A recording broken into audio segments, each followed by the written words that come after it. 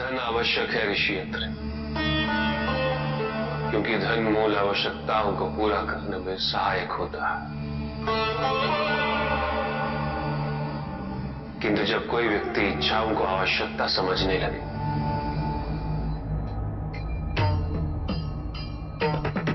तो धन कितना ही क्यों ना पर्याप्त नहीं होता,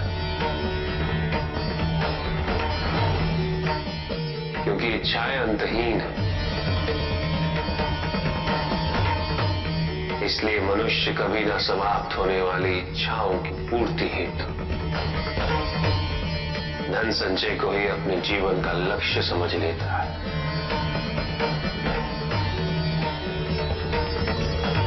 वो लोभी बन जाता है।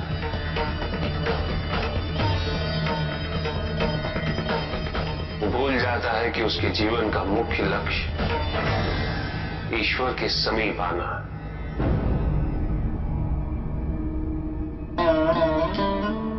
ऐसे लोभी व्यक्तियों को अपनी मृत्यु के समय भी यही दुख रहता है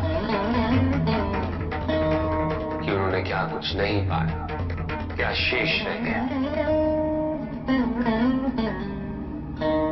ऐसे समय में वो एक क्षण के लिए भी ईश्वर का स्मरण नहीं करते,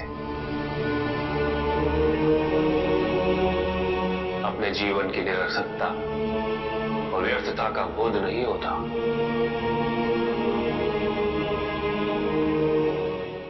चाहिए धन चाहे कितना भी हो ऋषियंत्र, मूल आवश्यकताएं तो केवल उतनी ही। तन ढकने के लिए वस्त्र, पेट भरने के लिए आहार और शरण के लिए भवन। आवश्यकताओं के पूर्ण होने के पश्चात जो भी है वो इच्छा है। धनी व्यक्ति के पास जो भी अतिरिक्त धन होता है वो उसे दान करना चाहिए, उनके उद्धार के लिए जो अपनी मूल आवश्यकताओं को पूरा नहीं कर सकते।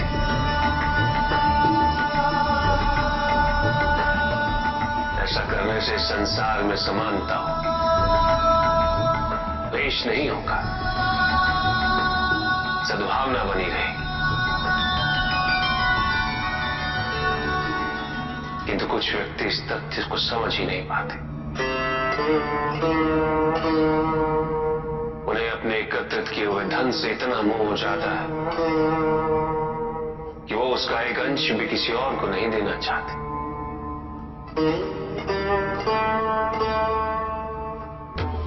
ऐसे व्यक्तियों की सूची में सर्वप्रथम स्थान कुबेर का है।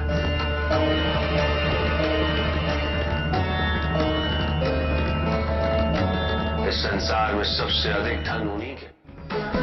शक्तिशाली बनना अत्यंत कठिन है, किंतु उससे भी कठिन होता है शक्तिशाली बने रहना।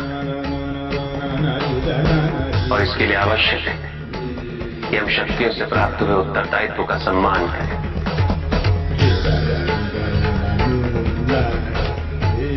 अन्यथा हम स्वयं पर निरंतर खो देते और ये हमारे पतन का कारण बनता है।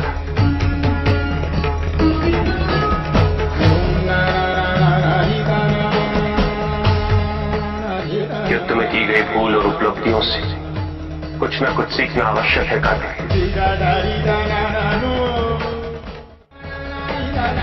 बुराई और अच्छाई के मध्य ये युद्ध निरंतर चलता रहेगा।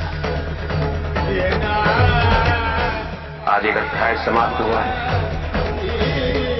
कल दूसरा अध्याय आरंभ होगा।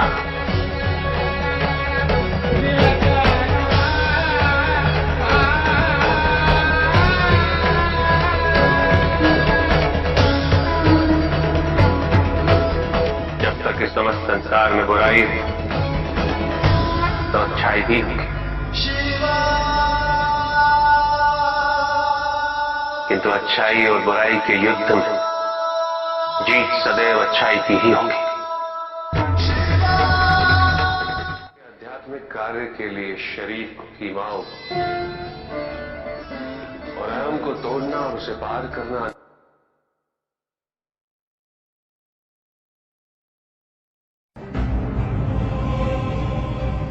अपराध क्या है प्रभु?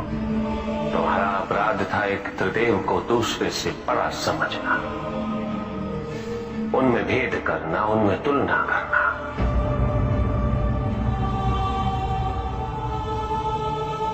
यही थी तुम्हारी भूल।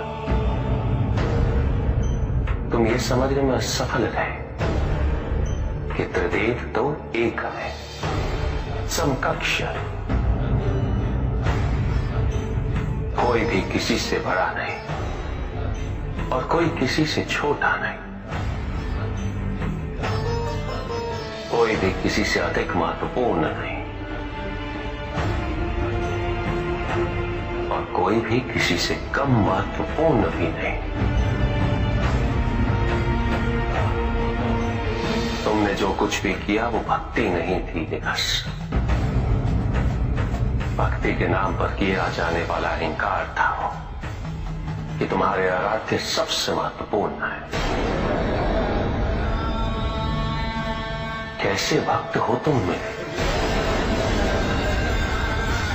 जो ये भूल गए कि तुम्हारे आराध्य के भी आराध्य नारायण।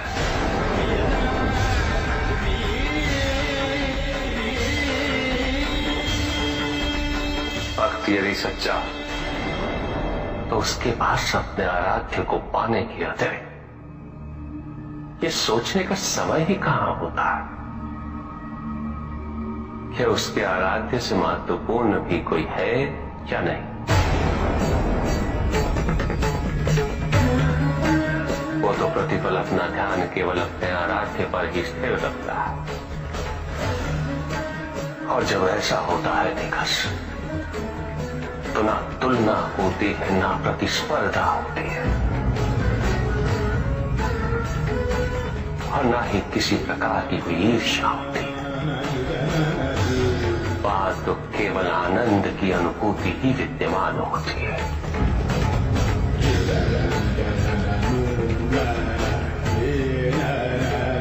यदि तुम ये सोचते हो कि ये समस्त संसार केवल मुझसे है तो तुम्हें इस संसार के प्रत्येक स्वरूप से प्रेम होना चाहिए था। तुम्हें इसके कण कण में मेरी अनुभूति होनी चाहिए थी। तब भी किसी प्रकार का भेदभाव तुम्हारे मन में उत्पन्न नहीं होता, किंतु तुमने ये प्रमाणित कर दिया निकास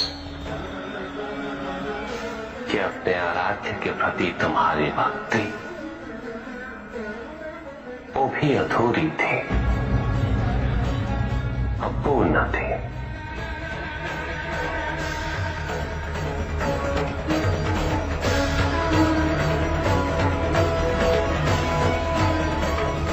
Ah